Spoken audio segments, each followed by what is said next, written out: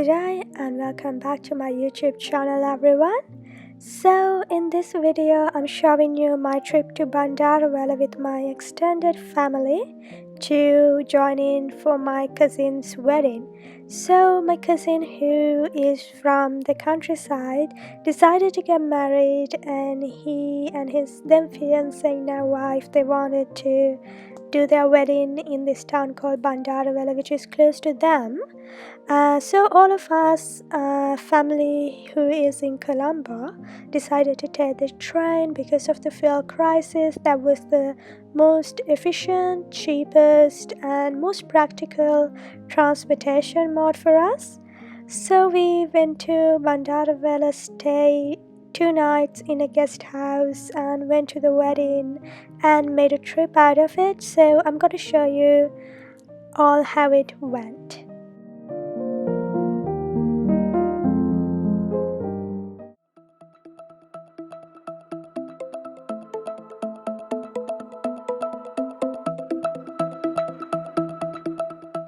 So if you watched my previous vlog, I showed you how I went from Colombo to Allah by train. So Bandarawala is actually only a few stops before Allah. So we pretty much did the same train and it was the same routine, the same route. So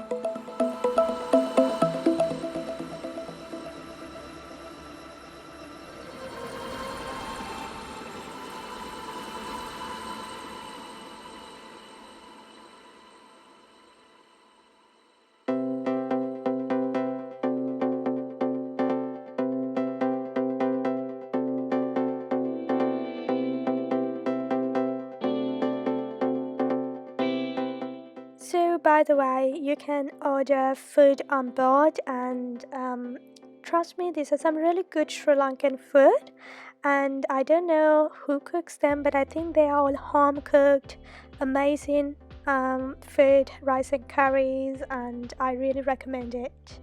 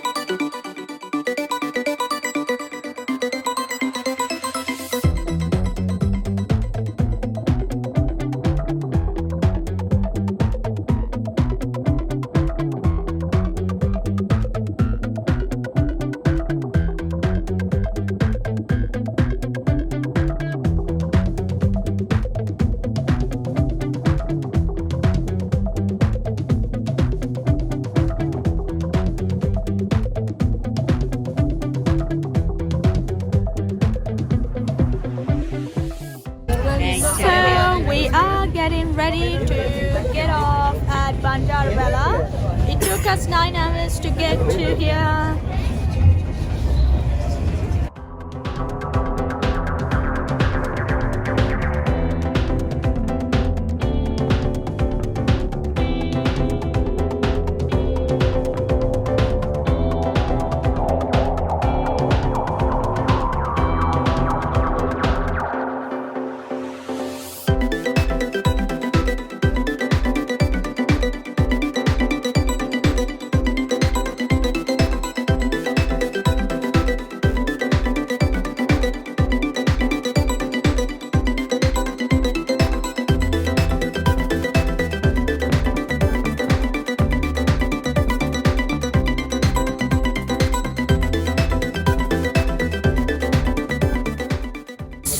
we are taking a van to the hotel, but we have about 18 people in our group. So we have to see. So we finally arrived at the guest house, and now we're trying to sort out all the rooms for everyone.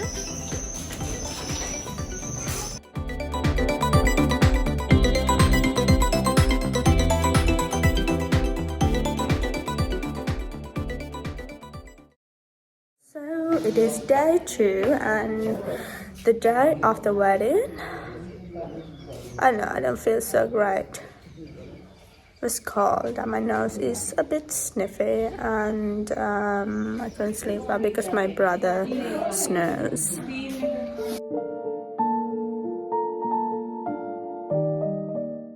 So we stayed in a small guest house close to the wedding reception, and it had an amazing view, but the facilities were quite basic, and this is our room, and as you can see, it's not very ideal, but well, it worked okay for us.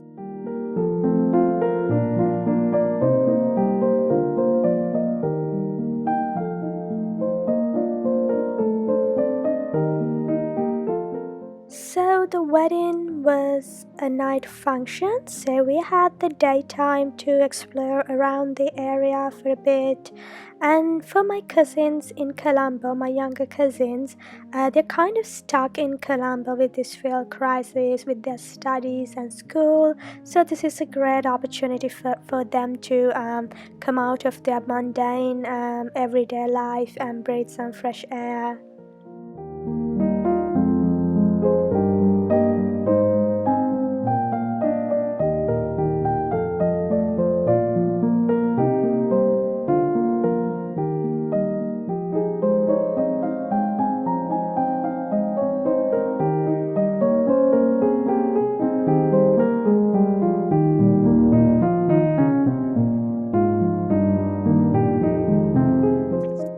So there was a matron at this guest house, and when we gave him ingredients, he would cook lunch, breakfast, dinner, all 3 meals for us. And the food is not the ideal again, but well, it was alright.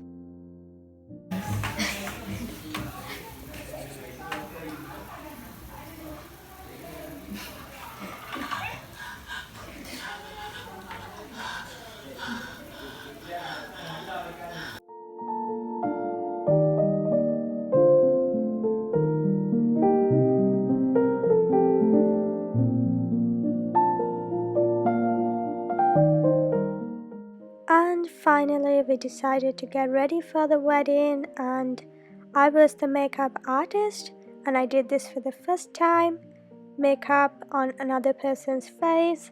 But yeah, I'm quite proud of my work, to be honest.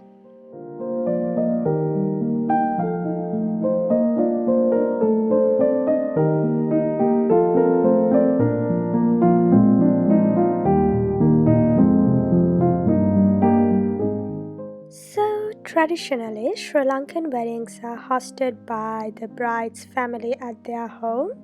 So the groom and his extended family arrive together at the bride's house for the wedding.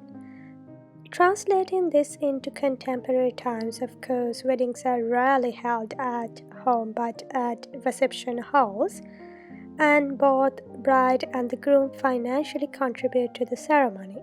But still, as a tradition, groom's extended family only enters the reception hall together with the groom and welcomed by the already arrived bride's family. Then groom will be ushered by these traditional drummers and the dancers to the wedding podium, and there he will wait till the bride and her family is also ushered by these dancers to the podium.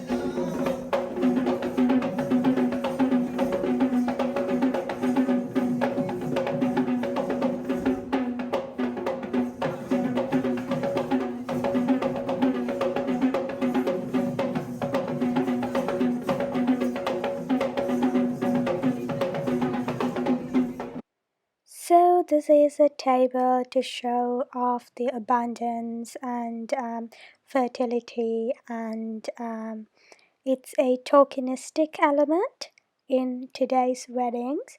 Probably had some more meaning back in the days.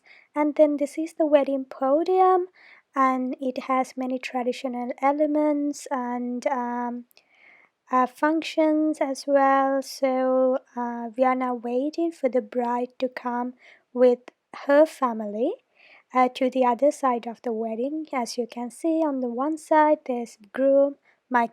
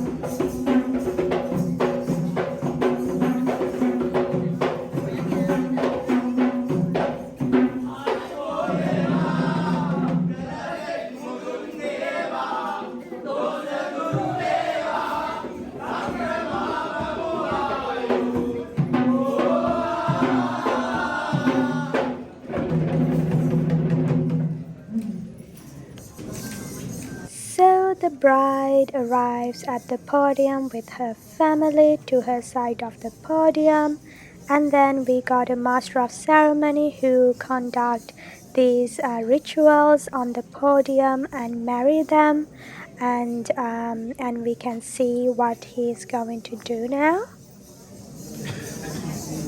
Bhagavato Arahato Samma Sambuddhassa Buddhang Saranang Gacchami Dhammang Saranang Gacchami Sanghang Saranang Gacchami Dutiyampi.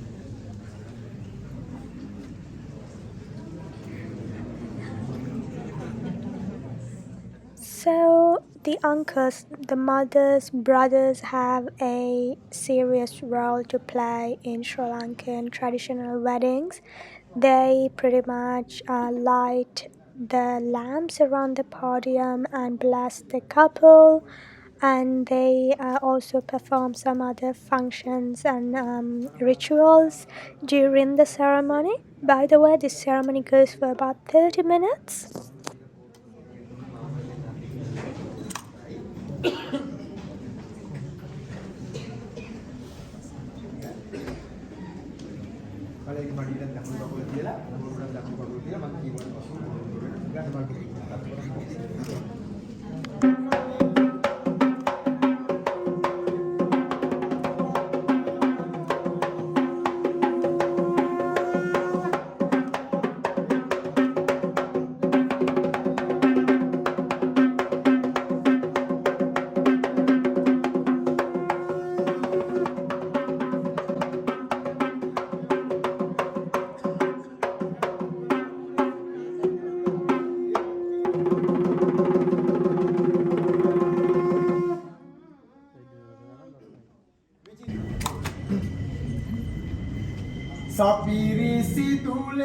So, this is a ritual to pay gratitude for 7 generations of past ancestors, and this leaf that they are giving to each other is quite significant in my culture. It's called beetle.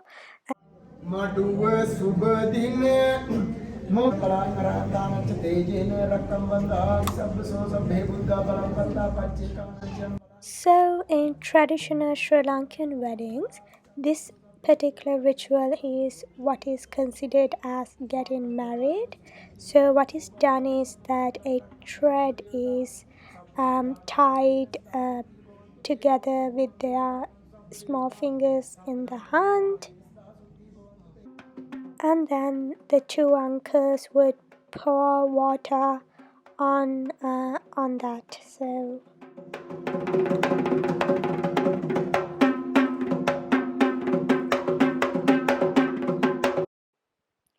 like in the Western weddings, they would also exchange rings and also a necklace and then some clothes and presents.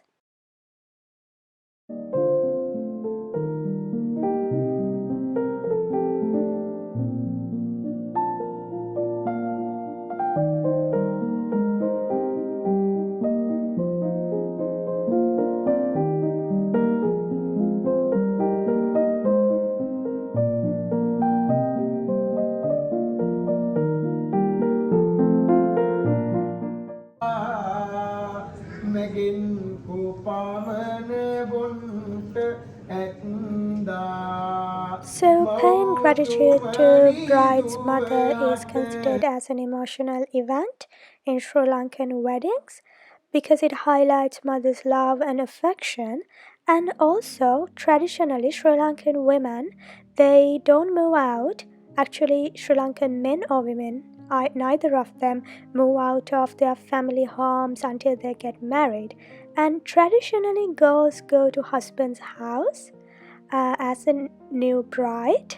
So husband's part for husband, it's not like he's leaving the family. So there's no social convention attached for husband to be emotional in such an event, but the bride would always be emotional because bride will move out of the house. But for today's dynamics, sometimes the both of them move out of their family homes and live on themselves, so it could be an event for both of them to be sad and cry over, but still social convention is attached most for the bride's part.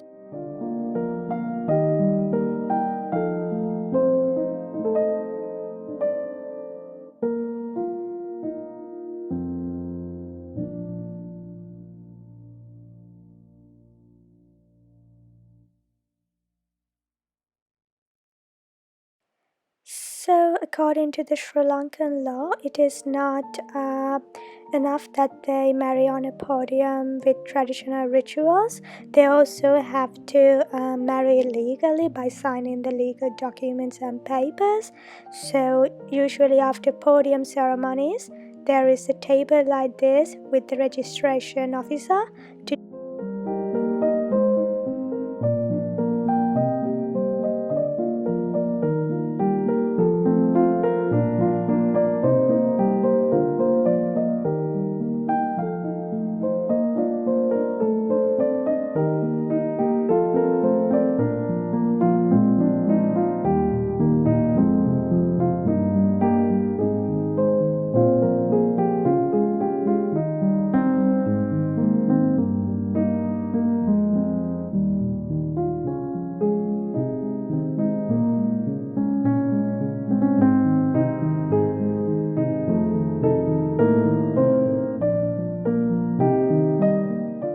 So the bride herself is a traditional dancer, and this is her dancing mates group. So she also performed some dance at the wedding.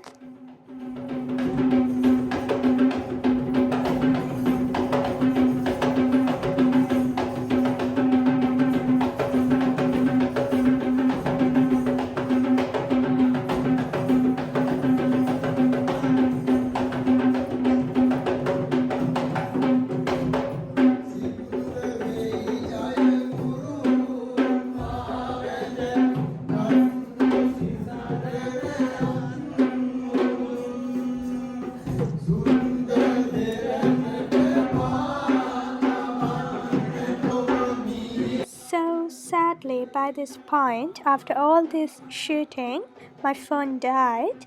But after this event, there were more dancing. There was a DJ, and everybody at the wedding were dancing. It was more like a party vibe and more party style dancing, not so traditional.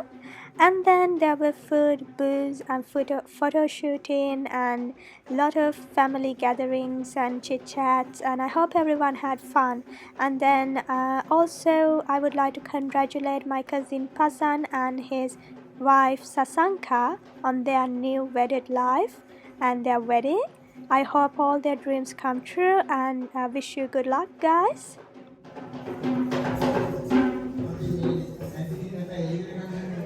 So this is day it is day 2 and we are going, actually day 3, we are going back to Colombo.